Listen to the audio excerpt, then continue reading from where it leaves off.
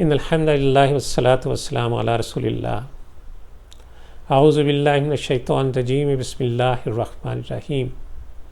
عن عبد اللہ بن عمرو بن العاص رضی اللہ تعالی عنہما ان رسول اللہ صلی اللہ علیہ وسلم قال قد افلح من اسلم ورزق کفافا وقنعہ اللہ بما آتا. رواہ المسلم. رسول اللہ صلی اللہ علیہ وسلم نے ارشاد فرمایا کہ جس شخص کو 3 صفات حاصل ہو گئیں وہ فلاح پا گیا. نمبر 1 کہ وہ اسلام سے مشرف ہو. دوسرے یہ کہ جس سے بقدر ضرورت روزی ملتی ہو. اور تیسرے یہ کہ اللہ نے اسے اپنے دیے ہوئے رزق پر قناعت سے نواز دیا ہو. ناظرین کرام، انسان کو دنیا میں جتنی بھی نعمتیں نصیب ہوتی ہیں ان میں سب سے بڑی دولت، سب سے بڑی نعمت اسلام ہے.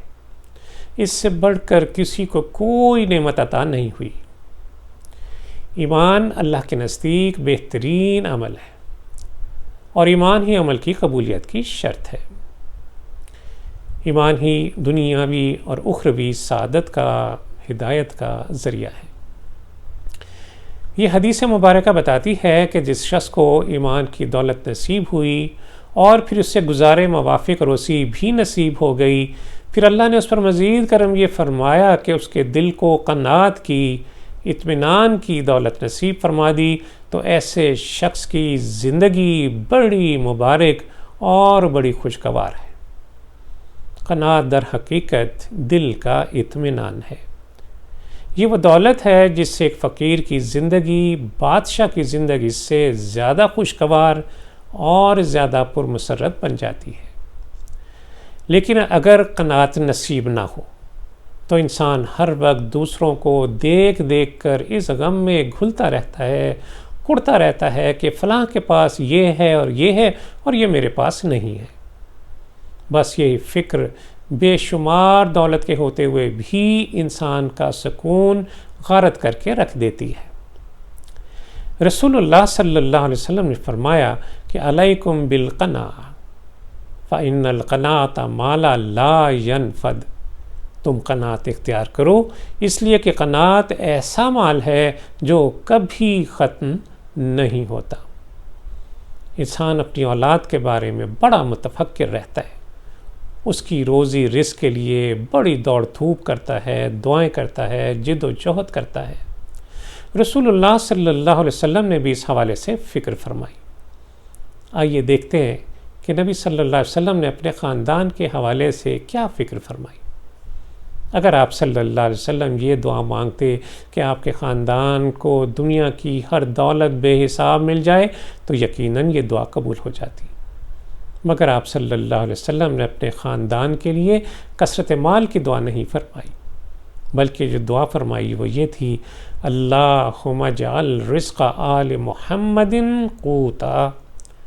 اے اللہ، محمد صلی اللہ علیہ وسلم کے اہل خاندان کی روزی قوت یعنی برابر سرابر مقرر فرما دے. یعنی نہ اتنی کم ہو کہ مخلوق کی محتاجی ہو اور نہ اتنی زیادہ ہو کہ آخرت سے غافل کر دے. آپ صلی اللہ علیہ وسلم نے یہ بھی ارشاد فرمایا کہ قیامت کے روز مالدار اور غریب سب کو یہی حسرت ہوگی کہ انہیں دنیا میں بس برابر سرابر، بس گزارے کے لائق ہی روزی ملی ہوتی. ایک اور موقع پر آپ صلی اللہ علیہ وسلم نے ارشاد فرمایا کہ اللہ عز و جل اپنے عطا کردہ مال کے ذریعے بندے کو آزماتا ہے. بس جو شخص اللہ کی تقسیم پر راضی رہے، اللہ عز و جل اسے برکت سے نوازتا ہے اور اس کو وسعت عطا فرماتا ہے. اور فرمایا کہ جو اس پر راضی نہ رہے بلکہ زیادہ کی حرص کرے تو اس کو برکت سے محروم کر دیتا ہے. اللہ عز و جل سے دعا ہے کہ ہمیں کثرت مال کی تمنا کے بجائے برکت عطا فرمائے. جو کچھ عطا کیا ہے اس پر قانے رہنے کی توفیق عطا فرمائے. دنیا کی حرص و طمع سے بچائے. قیامت کے دن ہم سے اپنی نعمتوں کا حساب نہ لے. وصلی اللہ تعالی علی خیر خلقہ محمد وعلی آلہ وصحبہ وسلم. صلو